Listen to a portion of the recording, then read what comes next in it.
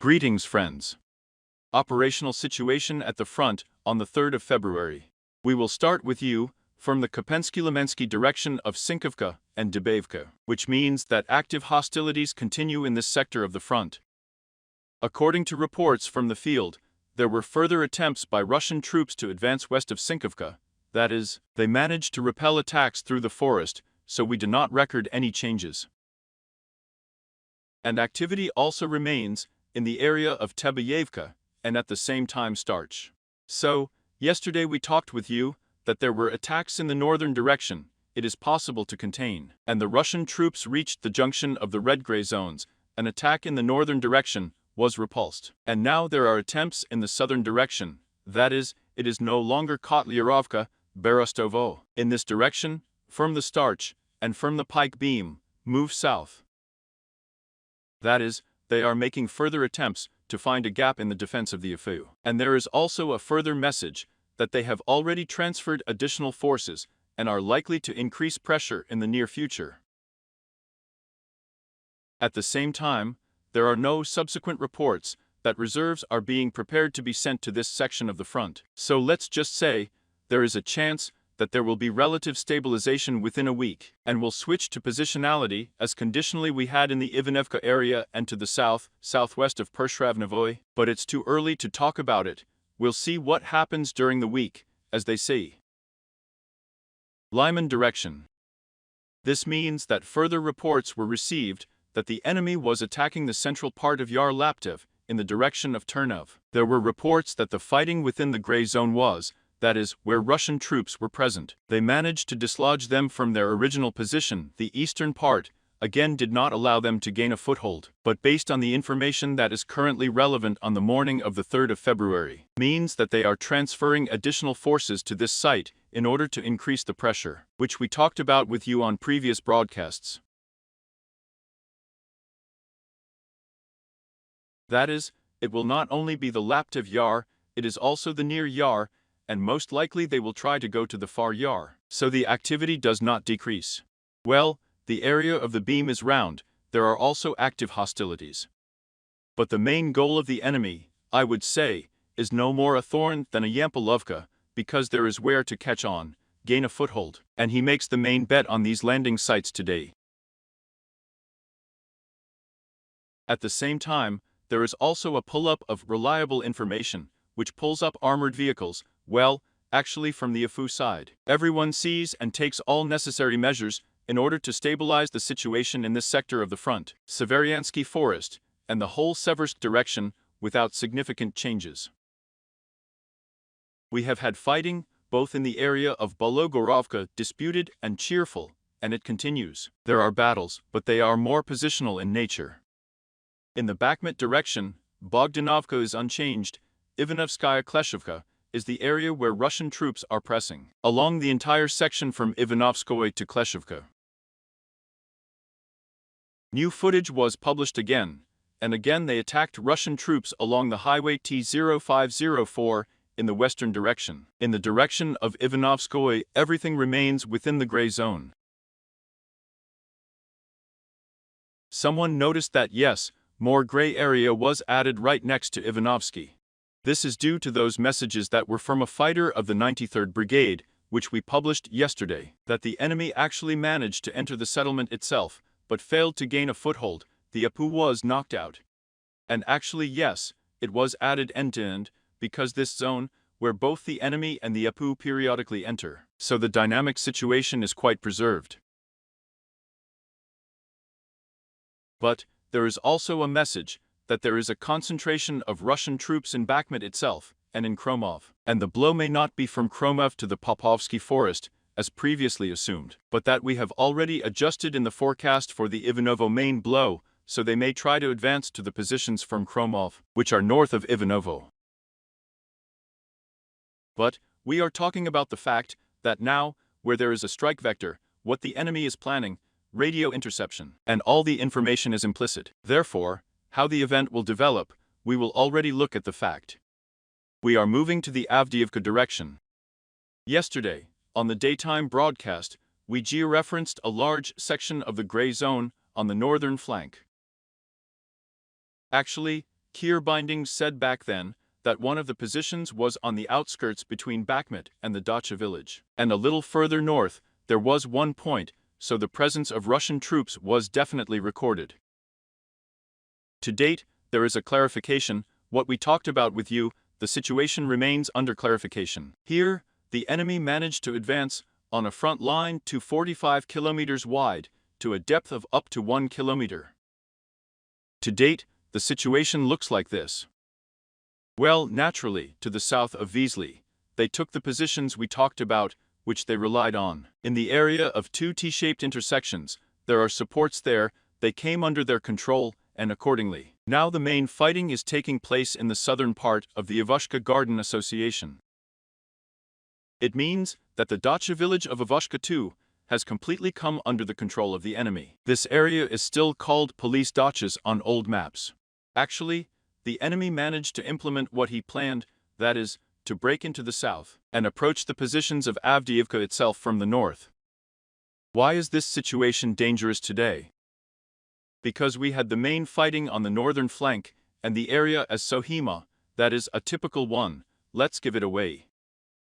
It means that the main area of active hostilities of the northern flank, and attempts were made to break through the defense on AVDEEVKA as a PLA. It was possible to repel these attacks, but we have said that there is one of the options. The enemy will make attempts to advance along the garden associations to the south, in order, first of all, to attack AVDEEVKA with a wider coverage, as a Sohim, yes, well, if you look at the coverage, at least double, and try to naturally find a gap in the defense, exhaust it, take it to exhaustion. This is what the enemy planned. Well, the second part is that we have active hostilities continuing in the south of AVDEEVKA itself. And as if the enemy cuts AVDEEVKA into two, this is not the best situation, as you understand. Therefore, the situation on our northern flank is very dangerous now. Alas, it will have to be stated that the enemy managed to break through a number of defensive structures, lines, and advance. It's sad, really, very sad. Plus, there is also the activity of the enemy from the Kamenka area, do not forget. It means that before they attacked in the direction of the Dacha village of Raduga, where they had partial success, then they gained a foothold. And one of their main targets is on the eastern flank, so it's about this area. This is the dominant height, like the AVDEEVKA landfill.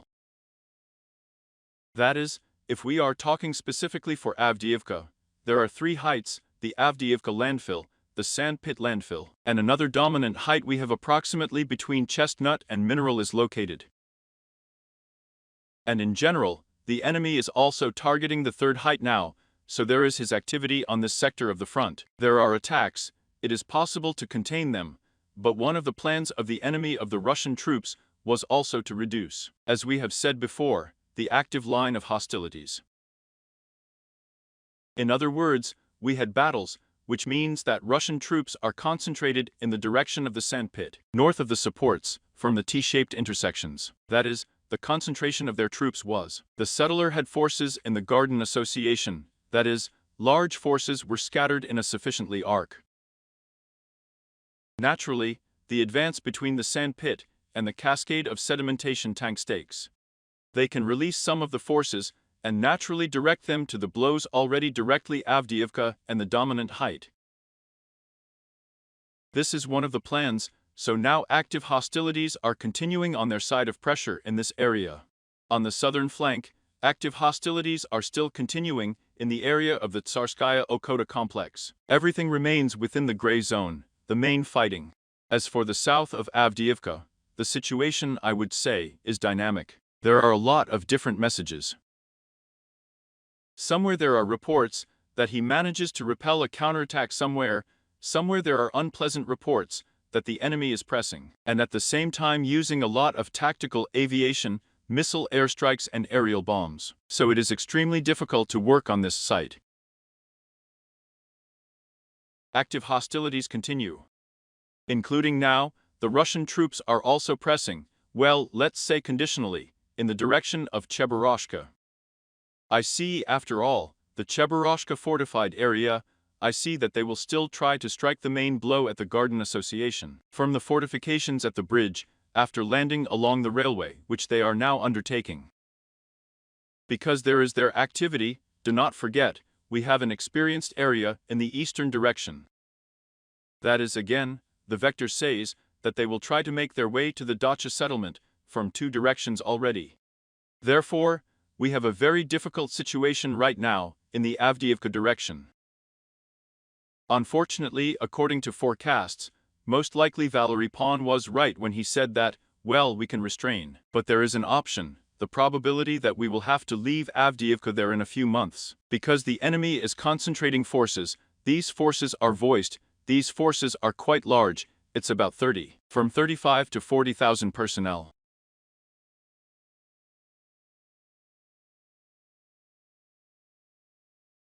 These are quite large forces. And according to the latest information, there are about 200 tanks, which is not so much, and under 700 or 800 armored vehicles. This is actually not enough, given how many converges. But this suggests that the enemy in the near future, that is February at least, he will continue assault operations. And from Europe, we see attempts. For example, as the Czech minister said yesterday, it is necessary to buy ammunition not only on the territory of the EU, in order to really help Ukraine for real, but France is a little against it there. I published this in my telegram. She wants the finances allocated by the European Union to remain within the European Union, that is, to increase its own production. In general, the Czech Republic is interested in helping us. France, of course, has a lot of words, but, as I said, we need to look at things. There is little to do, in fact, we are talking. Therefore, the situation is very difficult. Moving on. May Day. Yesterday, on the evening broadcast, we said that the enemy is conducting assault operations in the settlement itself further north, along Voroshilev Street, and so there is information for today. I would not say that it is contradictory, it reflects the essence of the fighting that is currently taking place in the settlement itself. It means that Russian troops are making their way somewhere, even getting wedged in. Small infantry groups can wedge between the positions of the APU, enter, then retreat. In other words, there are a lot of attempts now to make their way along Pervomaysky, not so much in the north direction, as to catch on in the area of the intersection of Parshutravneva Street, that is, they are betting on this area to the west of Izmailovsky. Active military operations in this sector of the front within the gray zone continue. We are not registering any new changes because the situation actually remains quite dynamic. And at the same time, what we talked about before with you, the concentration of their troops south of Pervomaysky, that it is also likely to attack in a northerly direction. She is now starting to wake up, so to speak, and show some activity according to reports from the field, even in the direction of Novelsky, not only in the direction of Pervomaysky. But these are most likely distracting blows. In any case, the enemy is activated in this sector of the front.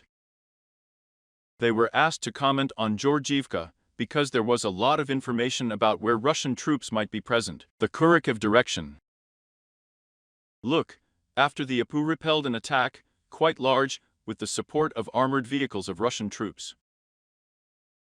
Approximately in this area, we had the last point for geolinking frames from drones of the Russian tank. He was destroyed. So, were they able to gain a foothold from Abrovska? Were they able to advance to Georgievka? No, there they mostly retreated to their original position. But the situation is such that now the enemy, as we said, will try to probe, bypass. So a number of positions of the APU in Georgievka itself, and we have activity in the neighboring forest belt, do not forget. Therefore, Russian troops may try to advance along it, that is, having occupied approximately this area, they may attack further in the southwesterly direction, in order, so to speak, to strengthen the northern flank from the image, and have a more advantageous flanking position, and start pressure. They also asked to comment on Georgievka. I said for the most dense construction in this area. It was commented that it is in the main part of a more dense building, and not in the east. Probably misunderstood me. So, if we take the eastern part, where we have active military operations, then comparing its area of the gray zone, and further west, this is exactly the densest in the eastern part, so I put it correctly. And then, we have a street with minimal construction, which is already virtually all destroyed to zero. Therefore, if roughly speaking, it is not possible to hold this area, then the enemy, of course, what does he do? He aims to bypass the dense buildings of the eastern part, wedging into the center of the east. That is, let's say even conditionally, the Georgievsky rate, everything that is north of the Georgievsky rate. It is to the center, what is north of the center, that they expect to break through from the north, in order to bypass the area that is currently fortified as much as possible. This is the main task, but at the same time, I repeat, the enemy has activity, and further reports are coming, as we said yesterday on the evening broadcast, that in the direction of Krasnogorskovka, but this is not so much Krasnogorovka because it is a large city, as to align the front line along the cascade of stakes and the river. In other words, there is their activity in this direction, but now it, I would say, has a positional character. Novomikhailovka. South Donetsk direction. Active hostilities are continuing in our area of the fortified area on the Novomikhailovka-Marinka road section. The enemy is making further attempts to advance in the western direction, and at the same time, there is enemy activity from forest planting in the western direction. In other words, I would even say, this is an attempt to align the front line along a T-shaped intersection, let's say conditionally. Yes, take more advantageous positions, align a little, and again, to get several new positions as close as possible to the fortified area, and then try to attack with a wider coverage, including in the area of the fields themselves north of Novomikhailovka. To date, the main fighting remains within the gray zone.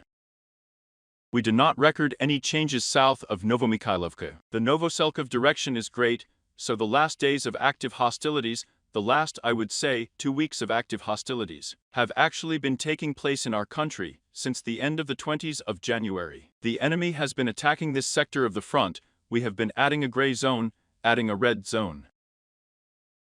To date, we do not record any further advances of the enemy by geolinking drone footage, but the only thing that he reached. We talked about a T-shaped intersection where Russian troops were climbing. They managed to repel, but not to their original positions. The enemy had partial success. And there was, as you remember, a gray zone was added approximately in this area, near the forest plantation itself. But according to the new frames, there was also enemy activity in the south of the forest plantation itself. Armored vehicles were approaching right next to the forest plantation itself. We managed to repel this attack, so this section of the front remains in the gray zone. But the fact that the enemy is betting on, roughly speaking, the alignment of the front line along the beam, this is really already visible and obvious today. The main goal for him today is just the same forest planting, based on the vector of attacks that exist on the eastern part, on the southern and southwest of this forest plantation. Therefore, naturally, the APU understands everything perfectly. The command of the armed forces of Ukraine is aimed at the enemy and takes all necessary measures. But this suggests that, again, the enemy will push as much as possible across the entire width of the front in order to disperse our forces, while there are problems with the amount of artillery ammunition, of course, to disperse our forces as much as possible. There is such a situation. In the Orekhovsky direction without any changes, and in relation to the markets also without any changes. On the part of the enemy, there were a lot of comments on the markets in the Kherson direction yesterday during the day, especially in the afternoon, about where the APU landed, about the reason for the activity of the Dugri and so on. In general, a difficult area. The enemy complains that they are not doing well, but it's too early to talk about anything, because based on the information that is available, the enemy now understands that it will not be possible to knock out before the appearance of the green, as for example, a Russian fighter from the direction of Ossetians commented yesterday. It will not be possible to knock out the APU from the market will bet on Zelenka. That is, as soon as there is vegetation, respectively, the trees will be covered with greenery, there will be the highest activity, and at the same time, they themselves report that not everything is in general ready for the market. They will not have defensive lines. They will not allow the APU to advance. But this is exactly what they claim. How it will actually be, we will look at the fact, because the activity remains quite high in this sector of the front, although it has a positional character without any changes.